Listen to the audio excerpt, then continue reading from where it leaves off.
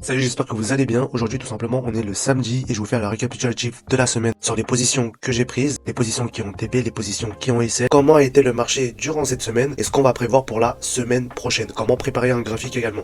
Donc tout simplement, on se retrouve actuellement sur le graphique. Cette semaine, on a pu prendre deux positions sur le groupe copie. La première est sur la paire GBP-USD et la deuxième, c'est sur l'or. Donc comme on peut le voir, depuis le lundi, le marché a fait que de ranger, casse à la hausse et ensuite, ça initie pour les particuliers un achat pour ensuite casser à la baisse, donc prendre les SL, les ordres, des ordres perdantes des particuliers, et on appelle ça une zone d'accumulation. Avant d'avoir la direction claire, il faut avoir la manipulation, et ensuite, nous, on s'était placé sur la distribution. Comme on peut le voir ici, si jamais je remontre ce que je viens de dire, on casse à la baisse, on casse à la hausse, on casse à la baisse, on casse à la hausse, on casse à la baisse. Ouais. Tout ça pour vous dire que pour les personnes qui se sont positionnées dans cette zone ici, ils se sont pris maximum de SL. Donc, faut vraiment faire attention et de comprendre l'environnement du marché, comment il est, et de toujours mettre ces SL dans une zone qui est sécurisée.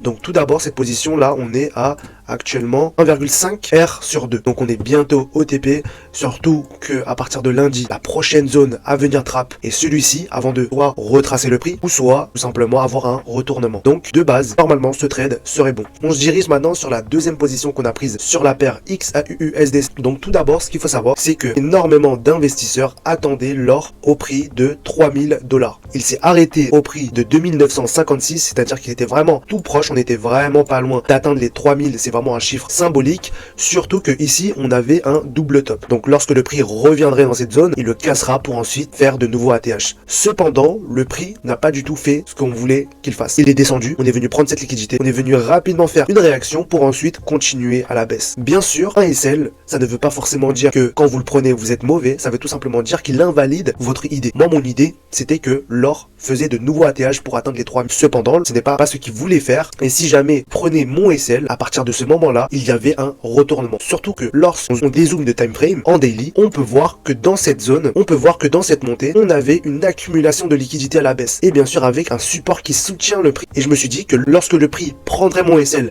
et vient récupérer cette poule de liquidité, on pourrait s'attendre à un retournement où le prix récupère réellement toute la liquidité juste ici. Donc pour conclure la semaine, on a pris deux positions au total, avec l'or qui nous fait moins 1 R, et actuellement on est à plus 1,5 R sur les GBP-USD avec un objectif de 2 R. Ce qui veut dire que si la semaine prochaine il est validé, il prend son TP, on finit tout de même en bénéfice. Donc maintenant, ce qu'on va faire ensemble, c'est qu'on va mettre au propre le graphique pour préparer la semaine prochaine.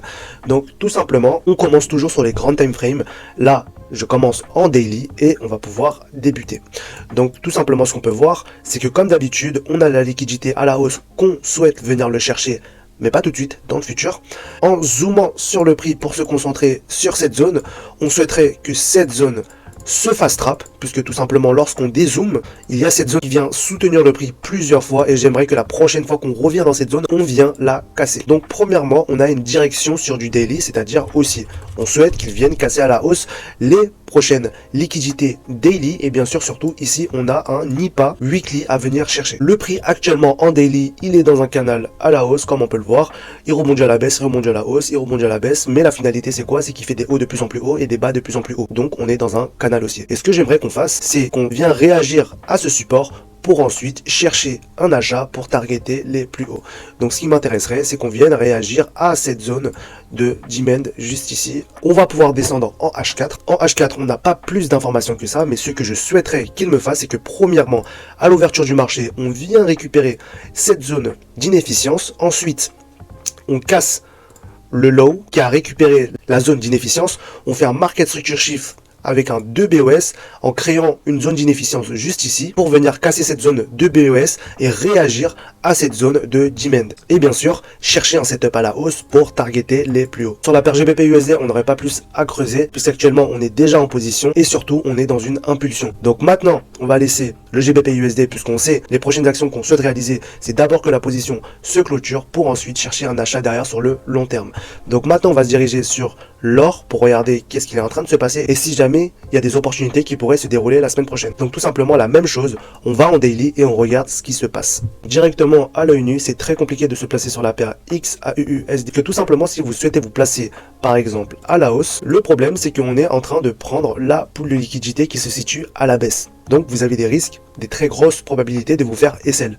Et le problème également c'est que si jamais le prix il réagit réellement à la hausse, cette zone n'est pas non plus protégé. Pourquoi? Puisqu'on a un double top à la hausse et surtout qu'on est dans une situation économique où c'est un peu instable. Surtout avec les tensions entre les États-Unis, l'Ukraine, Poutine, l'Europe, la France.